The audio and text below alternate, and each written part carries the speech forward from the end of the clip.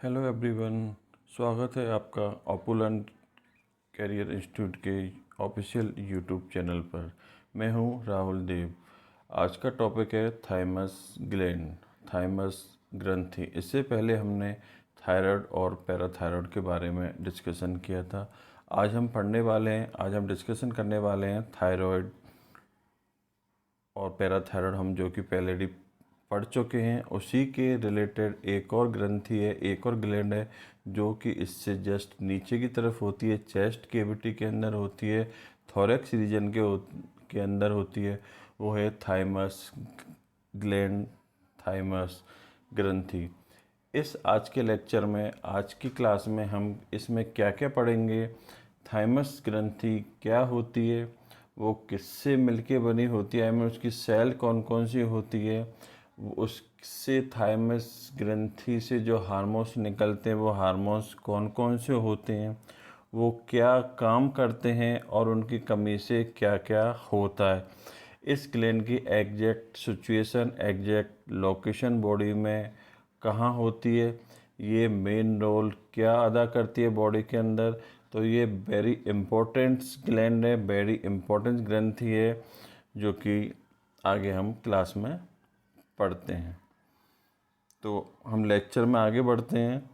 जैसे कि इसका नेम है थाइमस ग्लैंड। थाइमस ग्लैंड क्या है, इससे कौन सी बीमारी होती है, ये कहाँ होती है, इसके क्या कार्य हैं और इसके कौन कौन से हार्मोन निकलते हैं। सेम हिस्टोलॉजी से मतलब होता है कि इसकी स्ट्रक्चर्स क्या है, ये किससे मिलके होती है, कौन कौन सी सेल इसके अंदर होती हैं, कौन से हार्मोन निकलते हैं और उसके क्या काम है। देखो यहाँ एक लूप लाइक की स्ट्रक्चर आपको दिखाई दे रही है, एक राइट और एक लेफ्ट। ये जो ग्लैंड है ये है थाइमस ग्रंथि। इसके अंदर ये सेकंड डायग्राम के अंदर आपको दिख रहा है, इसके अंदर काफ़ी सारी आपको स्ट्रक्चर्स के अंदर दिखाई दे रहा है।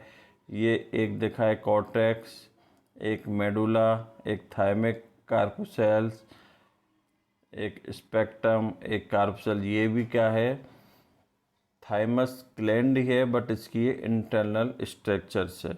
नेक्स्ट ये है थर्ड डायग्राम। तो इस थर्ड डायग्राम में बताया गया है कि ये इसकी एग्जैक्ट लोकेशन ये कहाँ होती है। तो ये प्रेजेंट होती है कि बिहाइंड द स्टर्नम। स्टर्नम जो कि हमारी चेस्ट बोन है, जिसको हम हिंदी में बोल सकते हैं ब्रेस्ट बोन, क्योंकि ब्रेस्ट बोन ह्यूमन की ब्रेस्ट बोन कहलाती है स्टर्नम बोन, जो कि हमने स्केलेटन सिस्टम में बहुत अच्छे से पढ़ाया गया। आप प्रीवियस वीडियो में जाके ये आप देख सकते हैं इस बोन के बारे में। तो इस बोन के जस्ट पीछे की तरफ प्रेजेंट होती है कौन सी, थाइमस ग्रंथि, थाइमस ग्लैंड। बिटवीन, बिहाइंड, पीछे की तरफ स्टर्नम बोन के पीछे, और बिटवीन द लंग्स, लंग्स के बीच में प्रेजेंट होती है कौन सी ग्लैंड, ये थाइमस ग्लैंड और थाइमस ग्रंथि। ये इसकी एग्जैक्ट लोकेशन होती है। ये पिरामिड शेप की होती है, जैसे कि इस डायग्राम के अंदर दिखाया गया है। तो यहाँ तक आपको एक जनरल आइडिया लग गया होगा कि ये ग्लैंड कहाँ होती है, कैसी होती है और किस लोकेशन के अंदर प्रेजेंट होती है। आगे की स्लाइड में बढ़ते हैं और हम इसकी कुछ बातें और जानते हैं कि ये क्या करती है, कौन से हार्मोन्स निकालती है और इसकी एग्जैक्ट लोकेशन कौन सी जगह होती है। तो देखिए इस डायग्राम में दिख रहा है आपको, मैंने इसको इन्यूमरेट भी किया हुआ है। It is a gland present in the upper chest, chest में ऊपर की तरफ, अपर chest cavity on the trachea, trachea के ऊपर। It lies behind the sternum, sternum के पीछे, but in front of the heart, heart के सामने। एंड आर्च ऑफ आयोटा, जो आयोटा होती है कार्डियोवास्कुलर में हम पढ़ेंगे, आयोटा की जो आर्च है, जो घूमी हुई राउंडेड स्ट्रक्चर से उस जगह प्रेजेंट होती है, उसके सामने प्रेजेंट होती है कौन, thymus gland. This gland is the thymus gland, और इसकी एग्जैक्ट जो लोकेशन है उसके बारे में अपन अभी पढ़ रहे हैं।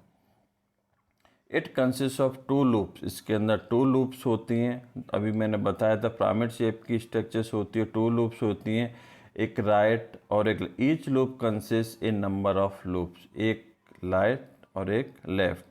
The thymus is bigger in at the birth, birth के टाइम पर ये बिगर साइज की होती है।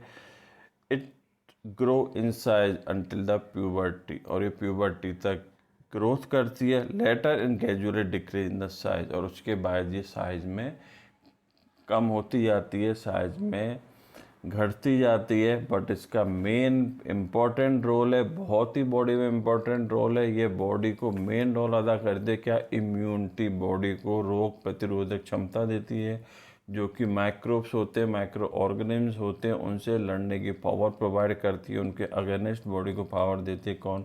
Thymus gland. थाइमस ग्लैंड कैसे करती है? ये कुछ हार्मोन्स रिलीज करती है, वो बॉडी के अंदर उस बैक्टीरिया से लड़ने के लिए पावर प्रोवाइड करते हैं।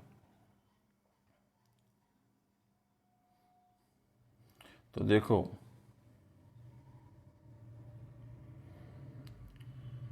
ये thymus gland throne of immunity, soft होती है, पिंक कलर की होती है, पिरामिडल शेप की होती है, लोकेटेड होती है फ्रंट साइड के अंदर, तो इंक्रीज रहती है। बट जो कि मैंने इसमें सारा बताया गया, वो इसको मैंने शॉर्टेड किया है।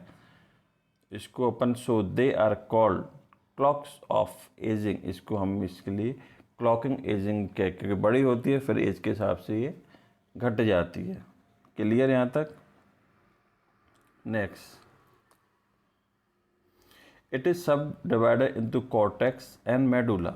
इसको हम सब डिवाइडेड करते हैं। पहले इसको अपने देखो, ये इस तरह की शेप की होती है, एक राइट और एक लेफ्ट। ये इस तरह शेप है, ये इस तरह शेप की है, इसलिए इसको कहा हमने पिरामिड शेप की। अब इसको सब डिवाइड किया है, कॉर्टेक्स और मेडुला। मेडुला अंदर, कॉर्टेक्स बाहर का पोर्शन है, उसको हमने किया है सब divided. The glands contain the small lymphocyte. Lymphocytes होते हैं, इसलिए लिम्फोसाइड मतलब WBC, RBC और प्लेटलेट, ब्लड के 3 इंग्रेडिएंट्स होते हैं। तो उसमें से ये वर्ड आ रहा है, लिम्फोसाइड लाइक स्ट्रक्चर होती है, small cells structure and हेसल्स कार्पोसेल्स।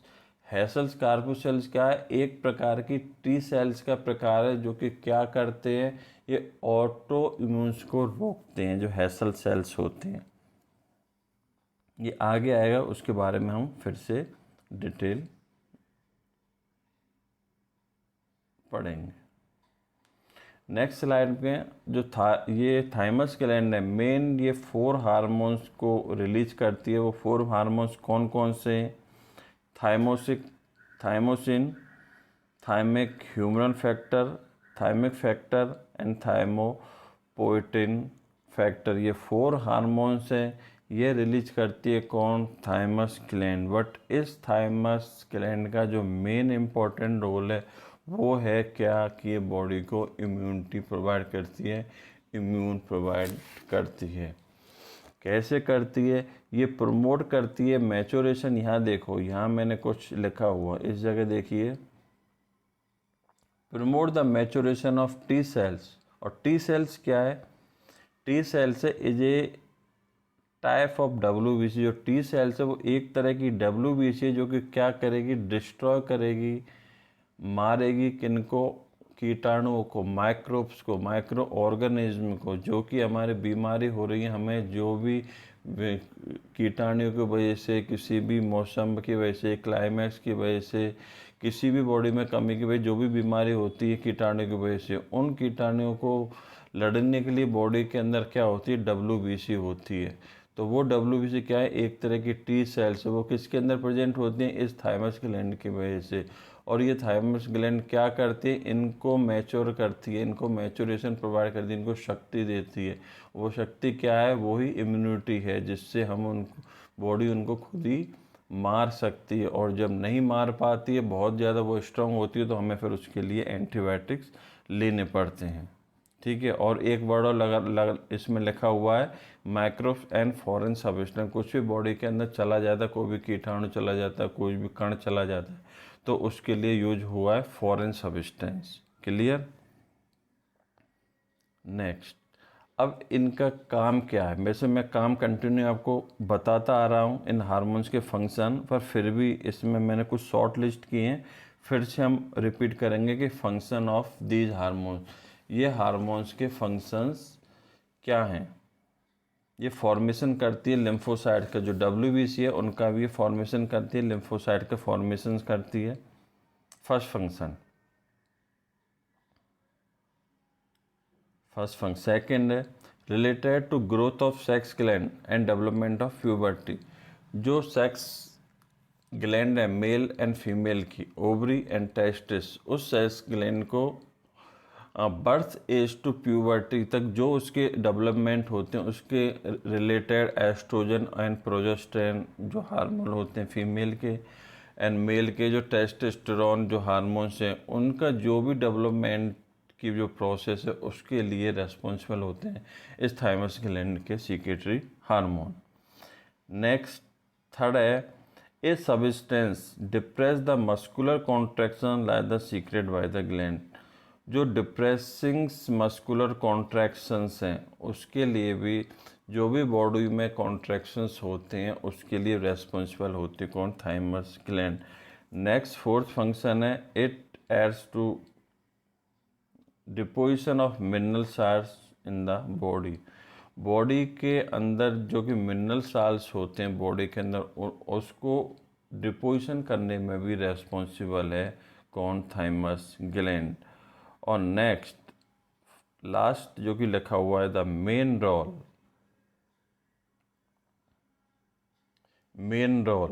In the immunity is the main role in the immunity. Clear? अब इधर आते हैं the development and maturation of T lymphocyte. जो टी लिम्फोसाइट्स हैं, जो TWBC हैं, उनका को डेवलप करने में और मैच्योर करने में हेल्प करती है ये। सेकंड, एजुकेट और developing the lymphocyte bye positive and negative selection. जो पॉजिटिव और नेगेटिव सिलेक्शन होता है लिम्फोसाइट के लिए कि कौन सा लिम्फोसाइट अच्छा है और कौन सा बुरा है, कौन सी WBC अच्छी है कि कौन सी WBC उस ऑर्गेनिज्म के लिए, उस माइक्रोस बैक्टीरिया को लड़ने के लिए अच्छा काम करेगी और कौन सी नहीं करेगी, उसके सिलेक्शन को, उसको प्रेरित करने के लिए भी जो एजुकेट करेगी, जो काम करेगा, उसको अभी कौन करेगा? Thymus gland. Clear? Next, generation of MSC restriction, positive selection and induction of central tolerance of negative selection. जो MSC का प्रतिबंध का, सेंट्रल का, उसको पॉजिटिव और नेगेटिव दोनों के लिए रेस्पॉन्सिबल कौन है? Thymus gland. और next, generation of diversity of TCR and immunological repertory. इन सारी विविधताओं के लिए, इम्यूनोलॉजिकल प्रदर्शनों के लिए, इसको दिखाने के लिए, इन सब के लिए कौन रेस्पॉन्सिबल है? ये थाइमस ग्लैंड से निकलने वाले हार्मोन्स। तो ये इसके कुछ मेन फंक्शन होते हैं। नेक्स्ट, जो लिम्फोसाइट्स है, वो बार बार एक वर्ड आ रहा है लिम्फोसाइट। तो लिम्फोसाइट और हेसेल वो थाइमस ग्लैंड का ही एक टाइप है। अब फर्स्ट स्लाइड्स के अंदर एक आया था कि डिजीज़, जैसे कि इसके अंदर मैस्थेनिया ग्रेविस, इसकी कमी से एक बीमारी हो सकती है मैस्थेनिया ग्रेविस। इसके अंदर क्या होती है, जो नर्व सिंगल्स होते हैं वो मसल्स तक जाते हैं, उनमें एरर आ जाता है। जैसे कि मसल्स के अंदर वॉलेंटरी और इनवॉलेंटरी, मतलब कुछ है जैसे कि कोई सामान हमारा उठाने के लिए कमांड्स हुआ, जो हमें लगा कि कुछ हमने ऑब्जेक्ट को उठाना है, तो उसके लिए हमारे हैंड्स को उस ऑब्जेक्ट तक जाना है, तो नर्व ब्रेन से उसको स्टिमुलेट करेगा और हैंड को मूवमेंट करना है। तो इस सारे सिग्नल्स होना और उस मसल्स के अंदर वर्क के लिए काम करना, इन दोनों के अंदर एरर आ जाता है। That means the nerve single and muscles movement, इन दोनों के अंदर एरर आ जाना है, वो एक बीमारी इसके अंदर डेवलप हो जाती है जिसको कहते हैं मैस्थेनिया ग्रेविस। नेक्स्ट होती है PRCA, that's the pure red cell aplasia. इसके अंदर क्या होता है, जो सिकोफेलर इरेथ्रोपोइसिस हो जाता है इसमें, और एक जो ब्लड के अंदर जो लो सीरम है, जो एंटीबॉडी है, वो डिस्टर्ब होने लग जाते हैं। वो ये सारी डिजीज़ है इसके अंदर हो जाती है। बट हमें पता कैसे लगेगा कि हमें थाइमस ग्लैंड्स की बीमारी है और थाइमस से जो हार्मोन्स निकल रहे हैं उसकी हमें कुछ भी कमियां हो गई हैं? तो इसके लिए हमें कुछ कुछ सिम्टम्स होने लगते हैं, जैसे कि हमें सीवियर कफिंग होने लगेगा, शॉर्टनेस ऑफ ब्रीथिंग, हमारे सांस लेने में भारीपन होने लगेगा, आवाज़ आने लगेगी, चेस्ट पेन होने लगेगा, लॉस ऑफ एप्टीटाइट, हमें भूख नहीं लगेगा, वेट लॉस होने लगेगा। तो ये सारे उसके हमारे सिम्टम्स हैं। एक थाइमिक हाइपरप्लेसिया भी हो जाएगा। तो ये सारी बीमारियां हैं जो इसकी कमी से हमें हो सकती हैं। तो आज के लेक्चर इतना ही। इसी तरह के लेक्चर्स के लिए, क्लासेस के लिए हमारे चैनल के साथ बने रहिए। आज के लिए इतना ही। Thank you.